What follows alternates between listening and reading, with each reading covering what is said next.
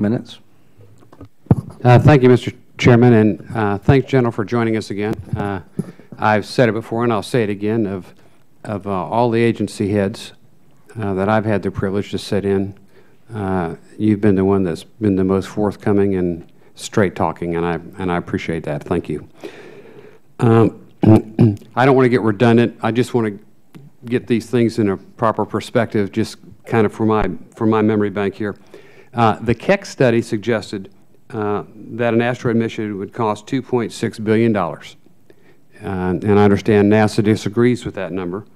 And I was just wondering how much NASA thinks it will cost to retrieve and return an asteroid or move it, whatever the goal ends up being. Yeah.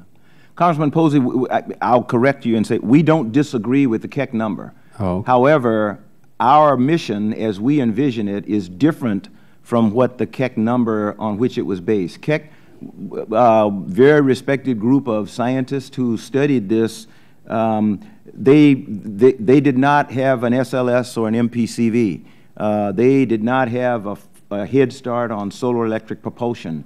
They assumed that we were going to use a big rocket and go between, I think, between Mars and Jupiter into the asteroid belt to put humans with an asteroid. And so I think that's where the $2.6 billion came from. I have been cautioned by many, and so I will take their advice and not try to give you a number right now. We are going into mission formulation this summer. After we talk with our international partners, with academia, with amateurs, to be quite honest, to find out what this mission should have in it, and then we'll come back with a more definitive number on what we think it's going to cost. But my guess would be for a similar mission that Keck had, it'll be something less than their estimate. Well, that's something, because certainly when you talk to people about appropriations, they want to know what's at the end of the line, and you know, if it costs as much to go to an asteroid or twice as much as going to the moon, I mean, that makes sense, and you can understand that. How would you compare the cost of the administration's LASSO mission with the return to the moon? As best, let me, if I can use the example of the Keck study, and I'm not adopting that, but it is an example. An example is Keck says $2.6 billion to carry out their type of asteroid mission, which we think is more expensive than ours. The number quoted to me for Altair, for the lander, for a human lunar exhibition or landing, $8 to $10 billion. So going back to the moon, if we use the numbers quoted for Altair, which came from NASA in the Constellation program, and we accept the numbers from Keck, then going to the moon is almost a factor of 3 more expensive. And our budget won't sustain that, won't accommodate that. Yeah, and I heard that number when Congressman Stewart and you were having dialogue. What's that number based on?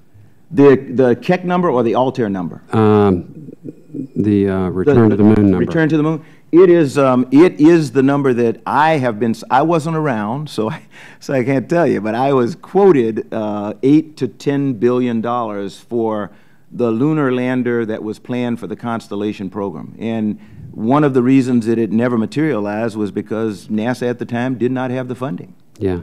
Can you get us a copy of that, just that documentation, we can just do so that. we'll have Yes, it, because I hadn't seen that it. before. You know, could the hardware, obviously that's being developed, such as the SLS, be used for both missions? I mean, wouldn't we use the same rocket to go to the asteroid that we would to the moon? And you would use, if we are going anywhere in deep space, and I will stipulate that we can call the moon deep space, but we don't consider the moon deep space anymore.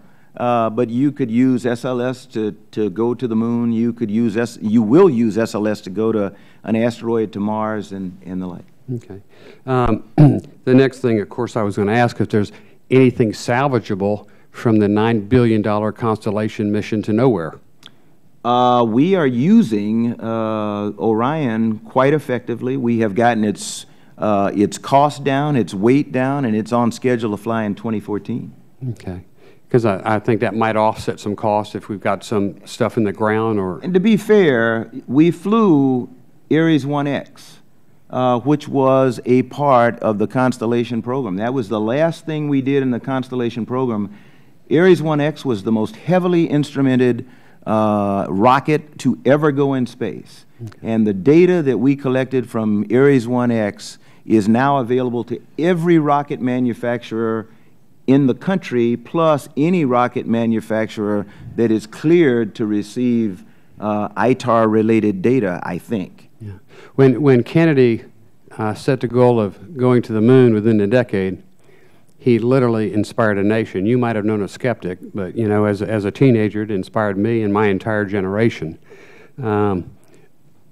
When we heard the idea of going to an asteroid and maybe doing 2 spacewalks on an asteroid, all I heard was crickets.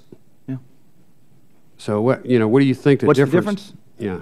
We were not at war. I was not marching in the streets of Columbia, South Carolina, as we were when President Kennedy announced we were going to the moon. We were in the midst of the civil rights era. You know, there was hatred being spewed all over the streets of the United States. We were at war in another country, and we were racing the Russians, the Soviets back then. We are not racing the Soviets. We have no, hopefully we will not have an enemy like we had then. Hopefully we will not go back into the streets in racial discord again, although I can't guarantee that sometimes. And definitely, you know, this nation will be very cautious before it enters into another war like Vietnam or some others that people could cite. Significant difference in time and conditions. Thank you. I see my time's expired. Thank you.